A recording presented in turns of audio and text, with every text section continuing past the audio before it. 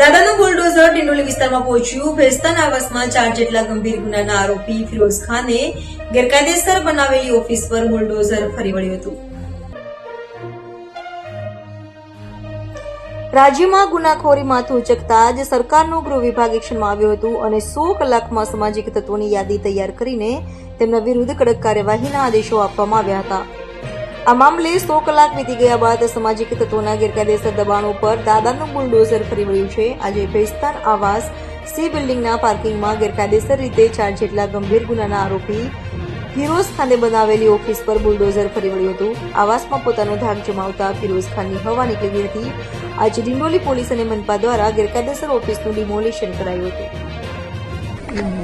આજરોજ સુરત શહેરના Dindoli police station વિસ્તારમાં જે ભેસ્તાન આવાસ છે ત્યાં ડિમોલિશનની કાર્યવાહી ચાલુ છે. એસએમસીને આ વસ્તુની જાણ કરવામાં આવી કે અહીંયા ફિરોઝ ખાન નામનો એક વ્યક્તિ છે કે જેણે પોતે એસએમસીના જે પાર્કિંગ હોય છે આવાસના પાર્કિંગમાં પાર્ટીશન કરી અને પોતાની ઓફિસ બનાવી લીધી હતી.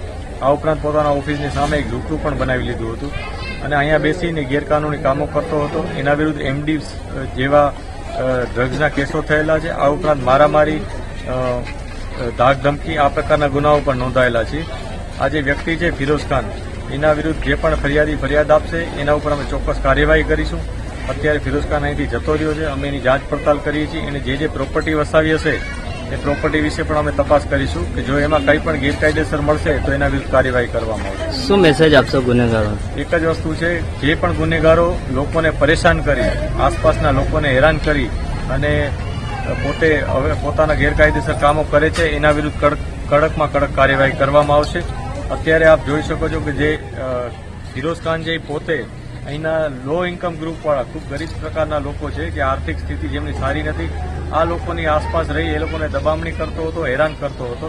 આ બધી વાતો પોલીસને મળી હતી, જે અનુસંધાને કાર્યવાહી કરવામાં આવી.